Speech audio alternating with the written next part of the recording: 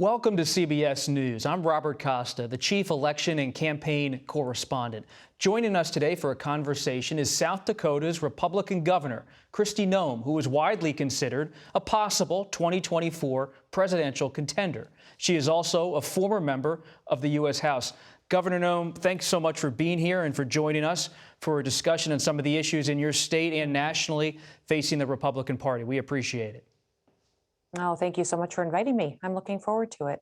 Let's begin, Governor, with the issue of abortion. After the Dobbs decision last summer, that triggered a law in your state banning abortion in South Dakota. How far does that abortion ban go in your state? We did have a trigger law on the books that said as soon as Roe v. Wade was overturned, that abortion would be outlawed in the state of South Dakota except to save the life of a mother. So as soon as that decision came down, that became the law of the land and what we've continued to enforce here at home. You know, I've always been pro-life, and it is something I've been very clear with people about. And to see Roe v. Wade overturned, I think that it was incredibly important to message to not just the people of South Dakota, but to the rest of the country exactly what that decision did. That decision returned the ability to have abortion laws back to the states, which I think is entirely appropriate. South Dakota's law today may look very different than in other states, but that truly is the ground that we're breaking here and what stands today. Governor, you use the word enforcement. What does enforcement look like in South Dakota, for example, for a doctor that has a telemedicine conversation with a patient about abortion and how to get the procedure? Yeah, we had a bill that I brought forward that outlawed telemedicine abortions. And today, if a doctor did facilitate medication either over the internet or over the phone to allow a woman to get an abortion, it would be a felony. And it wouldn't be enforced here in the state of South Dakota.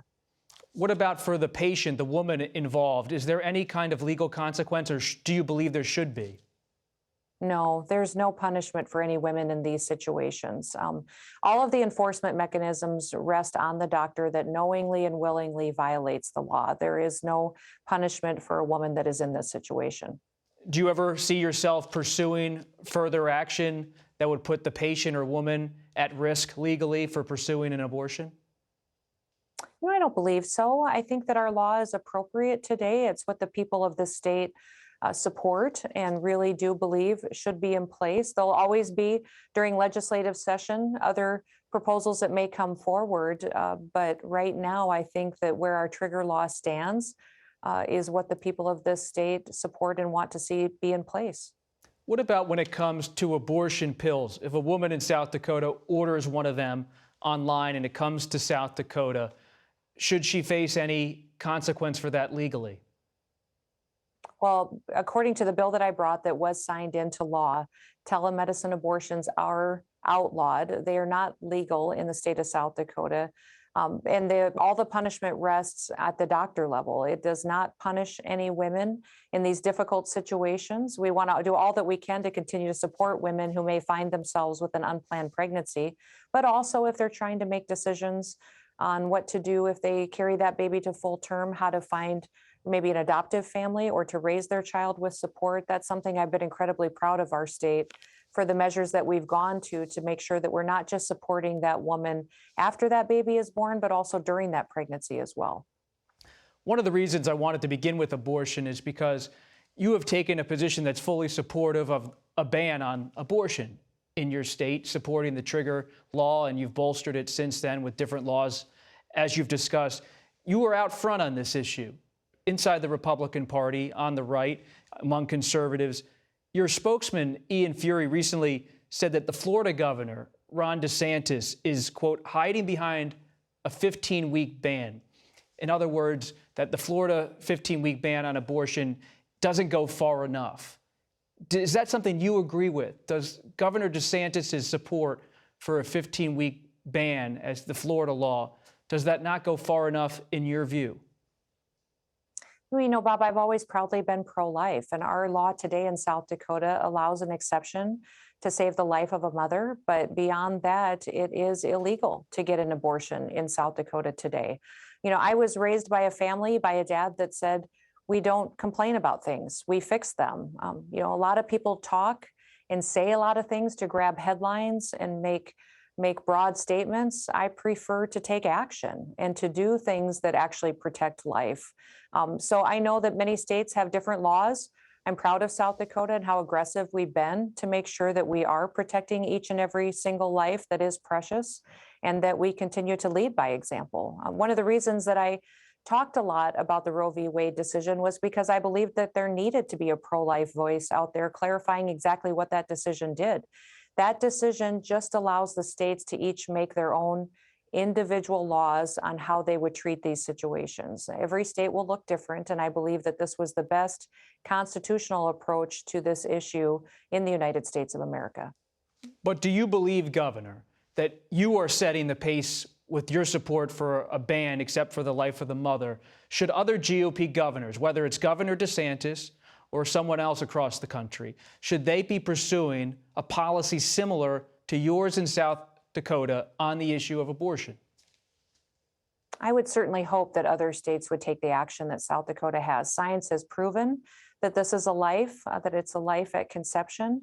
And if we truly do believe with scientific backing that these lives deserve the opportunity to live and to pursue the American dream and have a chance to live a life of significance, then they should be protected and given that opportunity. Coming back to your spokesman's statement, the governor is hiding behind a 15-week ban. Does he believe that 14-week-old babies don't have the right to live? Is that a sentiment you agree with? I believe that every leader now today has the opportunity to stand for every single life. And I'm proud that in South Dakota, we have done exactly that. And would you nudge Governor DeSantis to take further action? I would nudge every governor to do what they can to back up their pro-life record. I think that talking about situations and making statements is incredibly important, but also taking action and governing and bringing policies that protect life are even more important, because that's what truly will save lives. Where are you, Governor, on your own political future? When will you make a final decision on whether you will run in 2024? Oh, you know, Bob, I get up every single day and work to help South Dakota be successful. So I'm not convinced that I need to run for president, but I also believe that this country needs somebody to lead us that has a vision, that appreciates the freedoms that this country provides to the people that live here, and really does want to protect them and our constitutional rights going forward. So, I think that as we go through the coming months and even the next year and a half, that leader will emerge. South Dakota, not far from Iowa. Even the Sioux City media market touches South Dakota a little bit. Will you be heading to Iowa in the coming months to just talk to Republicans in a state other than your own? I think I've been going to Iowa to talk to people since I was a little girl. So, I'm a farm girl and a rancher, and I've got lots of family and friends that are in Iowa, and it's just our neighbors. So I guarantee you that will be happening, just because of how I've grown up in my way of life. And we also have a farm bill that's coming up that's incredibly important. I've always been heavily engaged in those policies that impacts Iowa and the great state of South Dakota. So we'll need to partner to make sure that we have policies in this country that continue to protect our food supply. I've been talking for over 20 years now about how our food supply is a national security issue. And protecting that is incredibly important, and making sure we continue to grow our own food in this country is important as well. Do you not feel a rush, Governor, to make a decision on 2024? I don't, Bob, at all. No, I think that it's important that people focus on governing rather than going out and making big, broad statements and going out and taking action for their own political futures. America literally is under attack right now. We're under attack by foreign governments, by people within our own federal government who want to take away our rights. South Dakota has been an example to the nation in how we've defended personal responsibility and freedom. We're going to continue to do that and make sure that we're leading a life of significance. I do believe that the American people are desperate for someone who's not talking politics, who instead is taking action to protect our way of life. I've covered you since you were elected to the U.S. House, then elected governor of your state, South Dakota. You have built a national reputation with conservatives on many issues. Do you believe if you decided to run for president that you would be a competitive candidate? Oh, I believe anybody could be competitive at this point. We are a year and a half, 2 years out from who deciding who the next leader of this country would be. So it's super early for people to be choosing who they think will be the next leader of the United States of America. Former President Trump, your longtime ally, already running for president. Could you see yourself, if you don't run, getting behind his candidacy? President Trump's policies were very good for South Dakota. I worked with him for over 2 years on tax reform, which I was passionate about. He cared a lot about keeping America strong, defending us from our enemies, both here and abroad. So his policies helped my people be successful. And if we could go back to a day where we had those policies in place, we would continue to thrive far into the future. Do you still keep in touch with former President Trump, and what's that relationship like? Oh, I would say we have a friendly relationship, although I haven't talked to him in quite a long time. But he certainly knows he could pick up the phone and call me at any time. The Daily Beast reported that former President Trump, quote, gave you a blessing to take some shots at Florida Governor Ron DeSantis. That is not true. We did not have a conversation about any of that.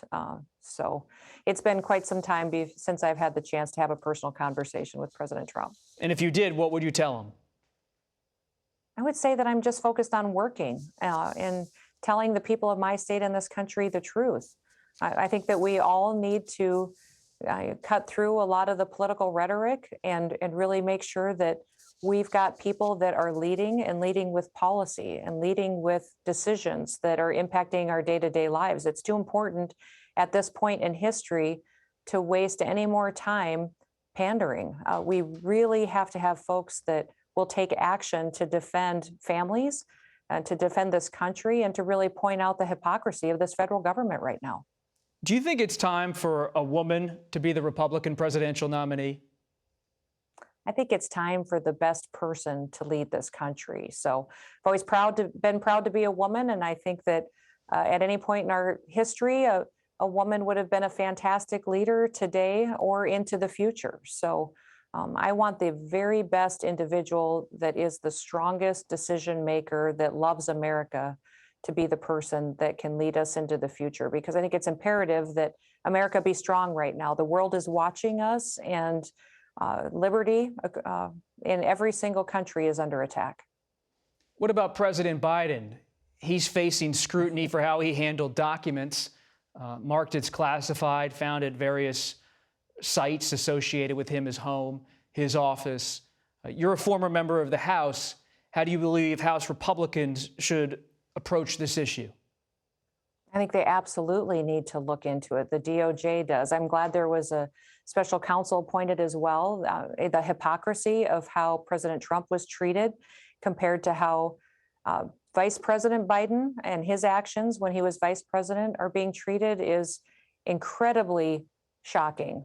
In fact, the vice president at the time to have classified documents like this unsecured is even more serious than a president having those kinds of documents in their possession, because a vice president doesn't have the ability to declassify like President Trump would have. So I absolutely think they need to keep the pressure on and to make sure that we are treating situations with the severity to which they are. In fact, Bob, I don't know if you heard, but they even released all of my personal financial information, all of my family's as well. So their flippant way at which they handle people's security information and documents that are important to this country is wrong. It's illegal, and they need to be held accountable. You're referring to the House January 6th committee, and The your House Social January Security 6th number, committee. you believe, was exposed?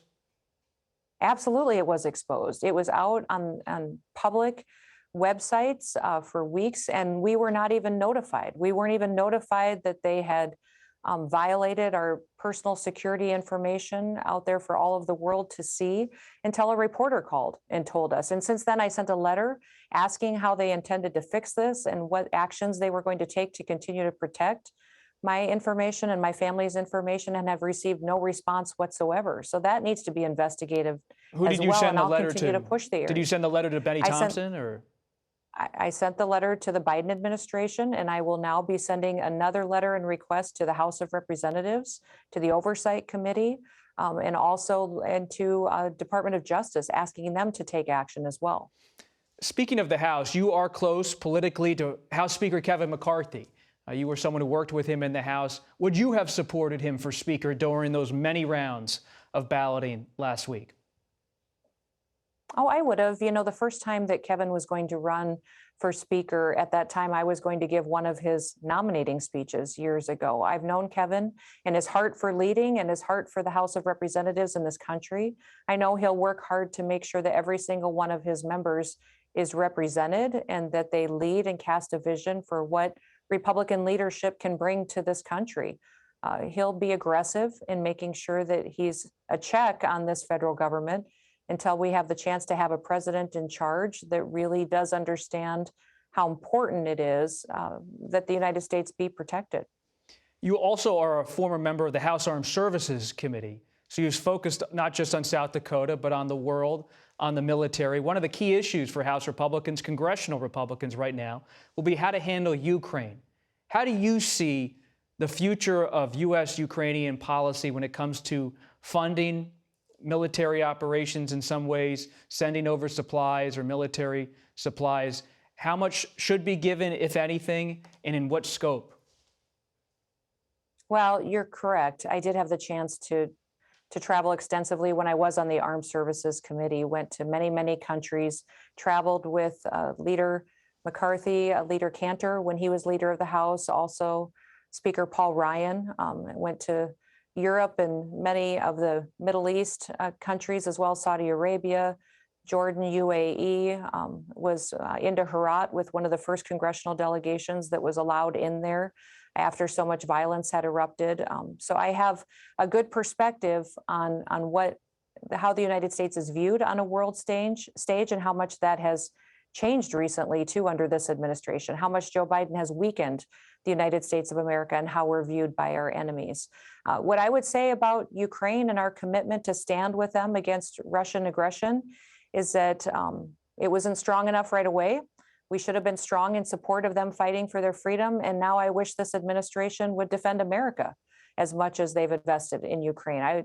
Joe Biden needs to keep America their number one priority. And what he's doing at the southern border by allowing us to be a country without borders is jeopardizing our future as a country. So when I continue to see their investment and their support of Ukraine, it was late, but also now they should be prioritizing America as much as they are the amount of investment that they put into that country.